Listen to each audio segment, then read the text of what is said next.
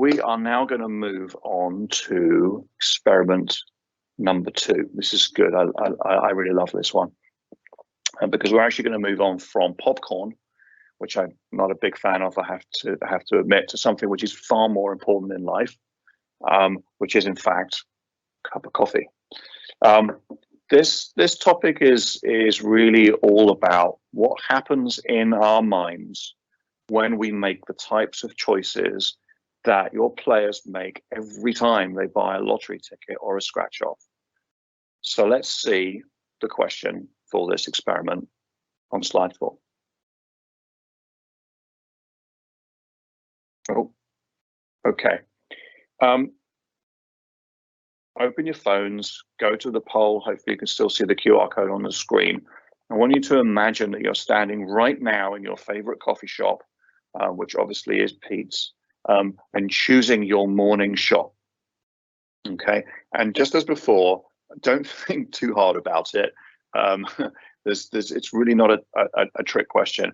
What we're after here is your instinctive, really your gut first reaction to the choice of these different cups of coffee.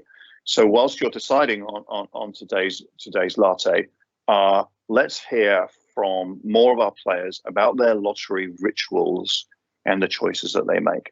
Thanks.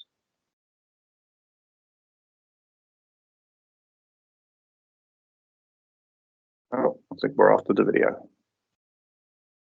So I don't think my patterns necessarily changed before or after the pandemic. And then if I'm going to buy like a big ticket lottery, I don't know, what, Powerball or something like that, it really just depends on how big the Powerball is. And that's what really entices me to buy it. So I started playing in 2019. Around 2019. Actually, I started because a friend gifted me lottery tickets. Well, the scratchers, actually, that's how I got started. And I was like, what's this? What a funny gift to give someone. And they're actually so much fun to play. Sure. So the lottery game that I play is, for right now, it's mostly just scratchers. Although I really do want to do the big one, where you pick the numbers. I would typically maybe purchase a ticket once or twice a month, but I would usually wait until the prize is a little bit higher. I don't like to purchase it when it's just been won and the prize is a little bit low.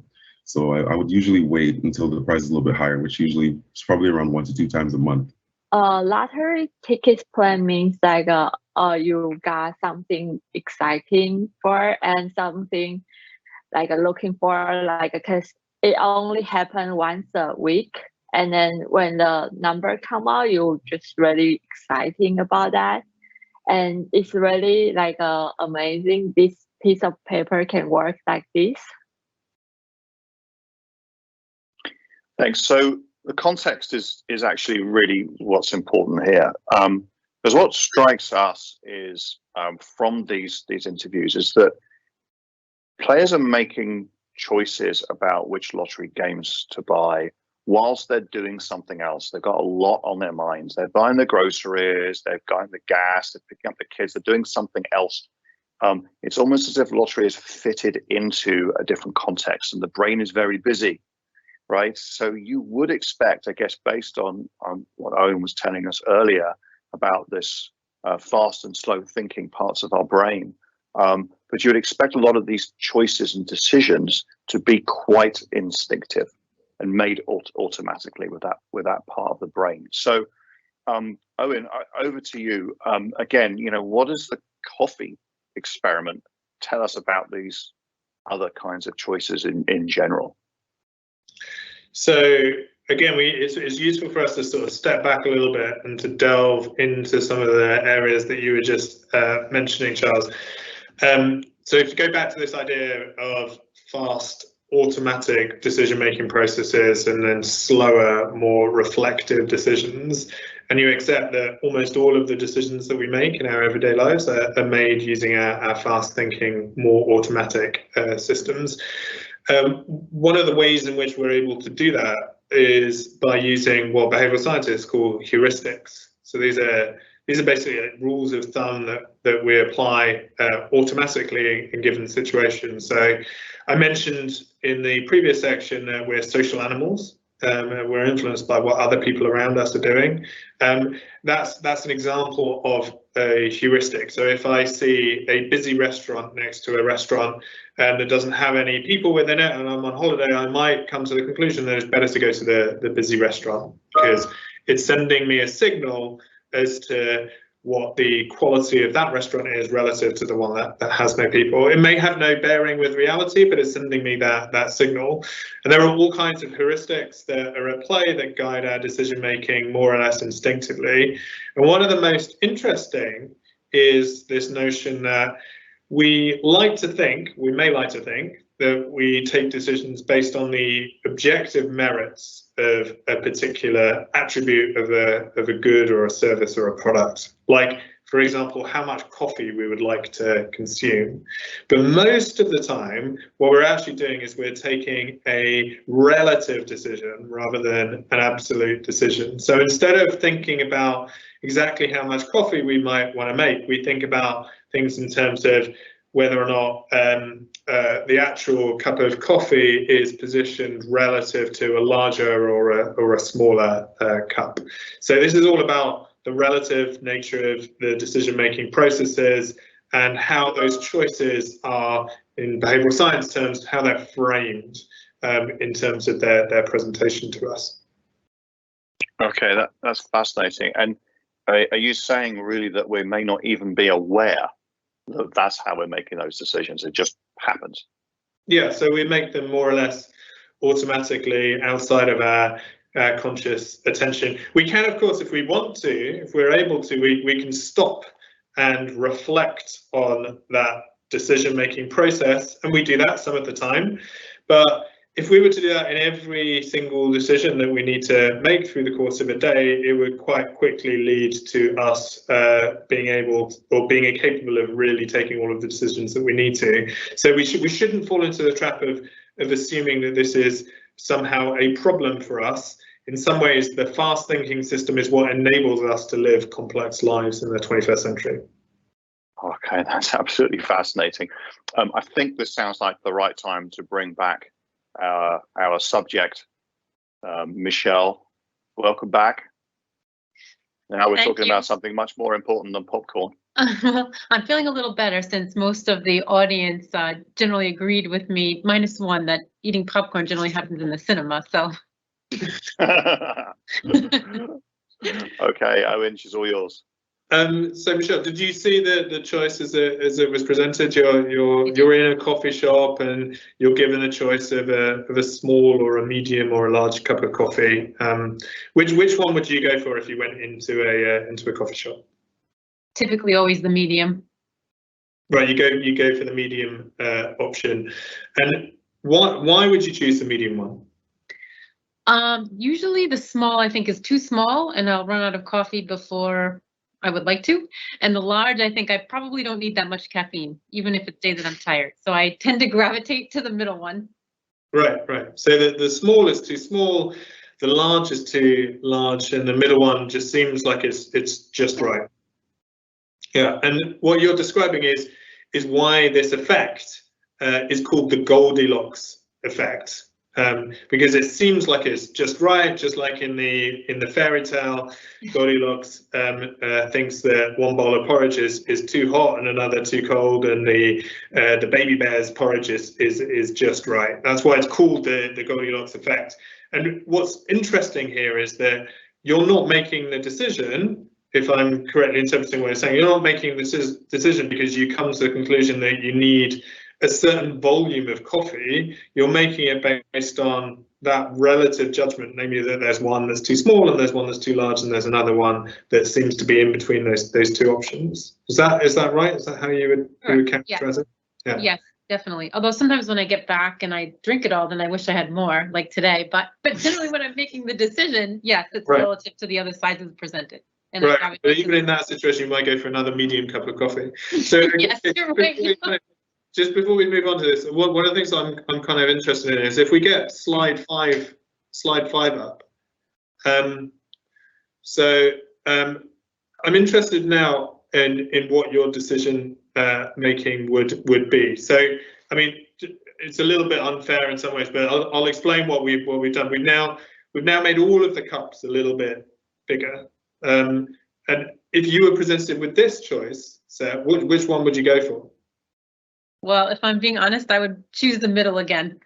You'd still go for the middle one. Mm-hmm. And this is why it's a really great, and I should probably say, in the particular experiment that was conducted that looked at this when coffee cups were configured in this way and in the previous way where everything was a little bit smaller, you found exactly the same effect, and most people end up going for the middle choice.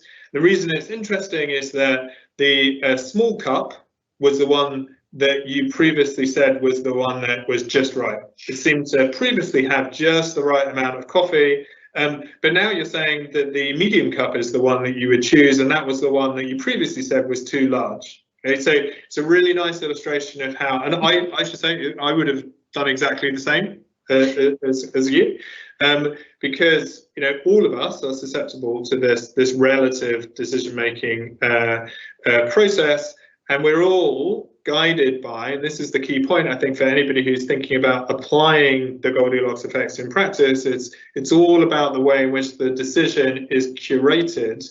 The choice in behavioral science terms, we call this the choice architecture that guides these mental shortcuts that we use to guide our decision making. So, Michelle, thank you again for being such a great sport.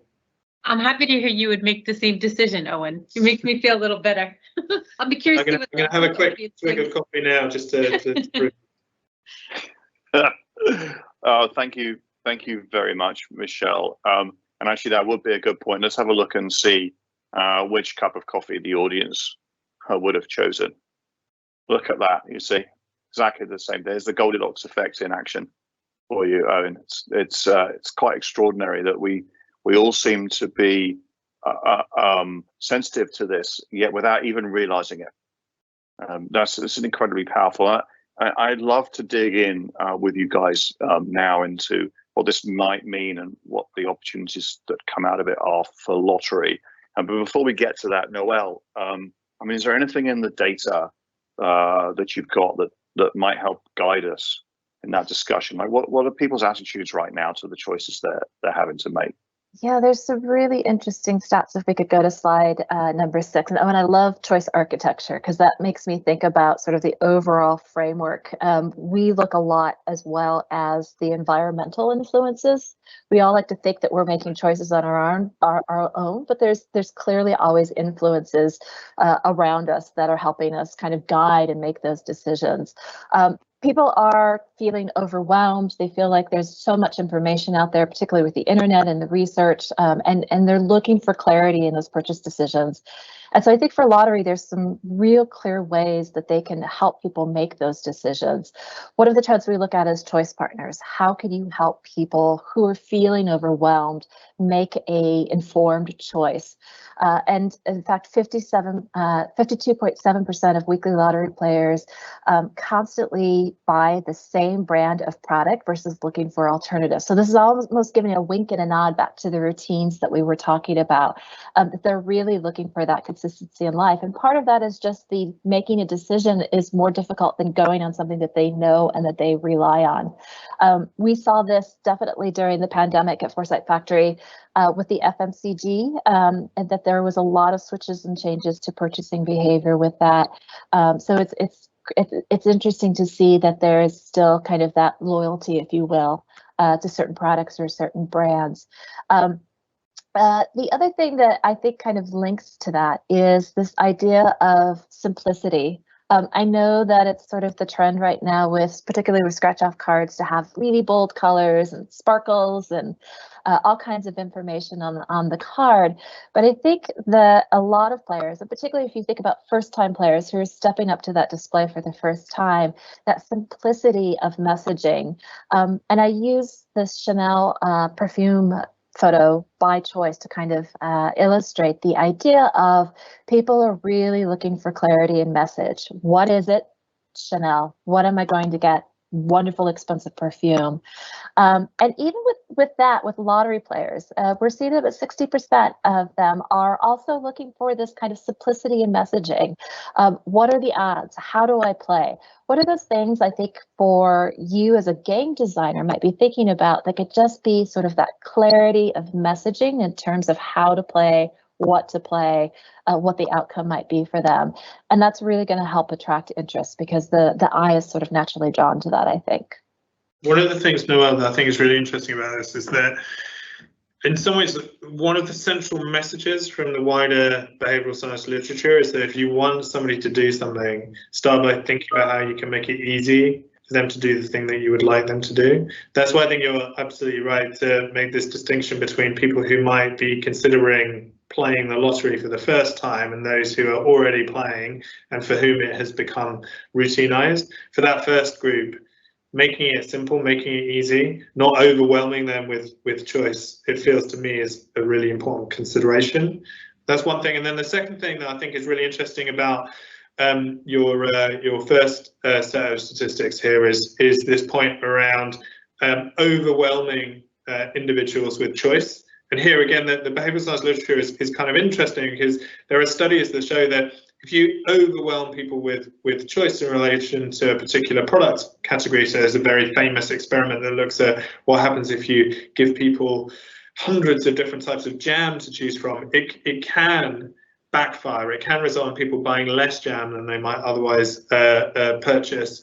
But what follow-on studies have shown in this particular area is that it's not so much about the quantity of jam or lottery tickets or anything else for that matter. It's about the way in which those products are curated to aid the decision-making process for the individual. So if you're going to have lots and lots of jam, it's about categorizing them in a way that a consumer can really engage with. And I can see parallels there with lottery players as well.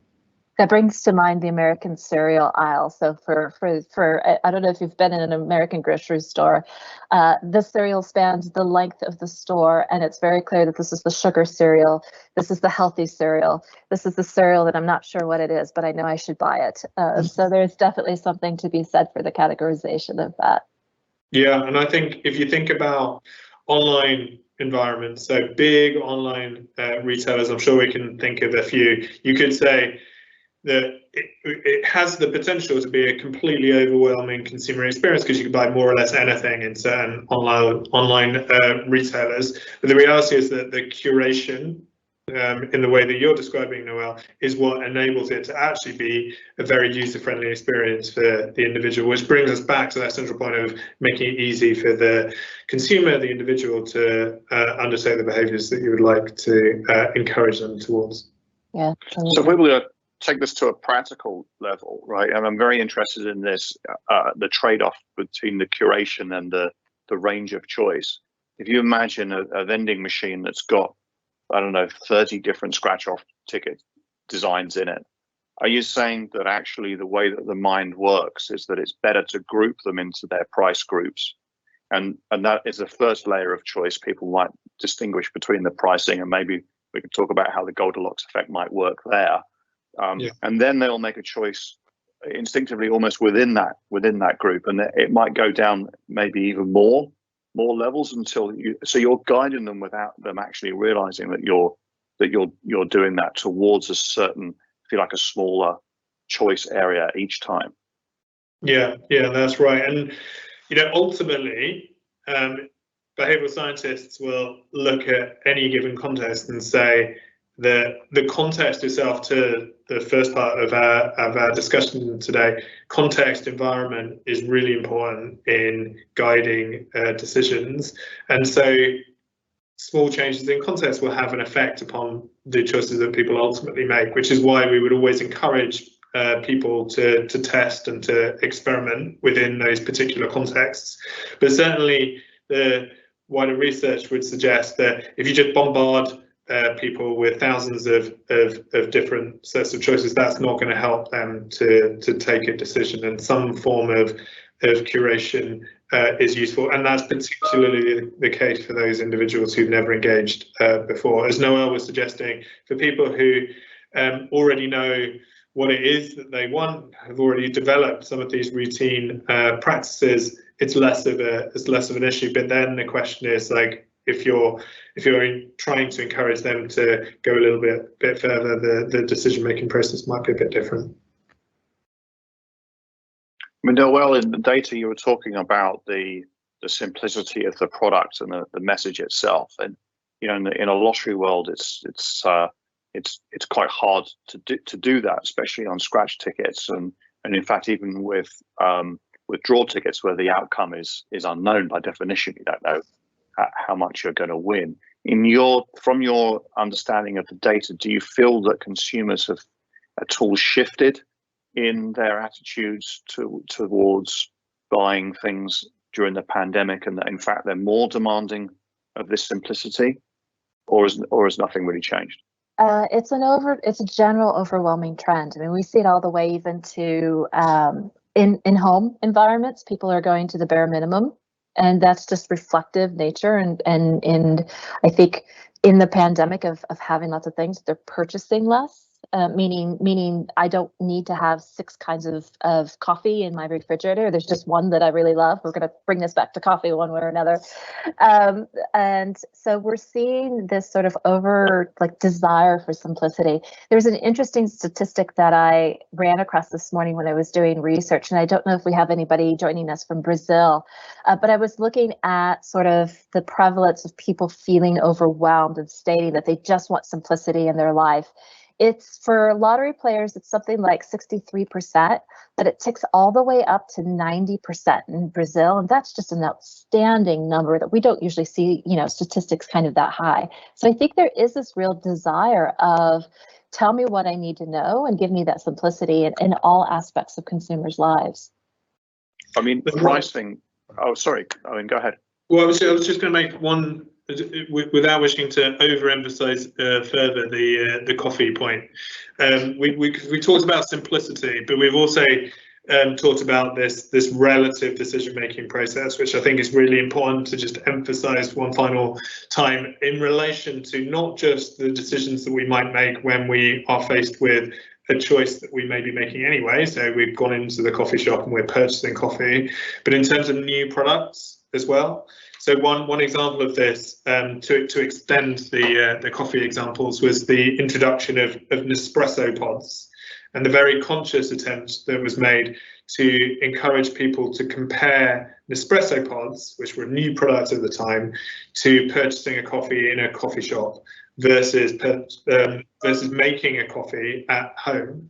And the reason that ends up being important when it comes to introducing a new product is that you change the balance of the decision-making process for the individual, who now thinks it's completely reasonable to pay 5 or 10 times as much for making coffee at home relative to what they would have done before, because their comparison point has shifted to buying coffee in a coffee shop rather than making coffee from freeze-dried or in a cafetiere at home.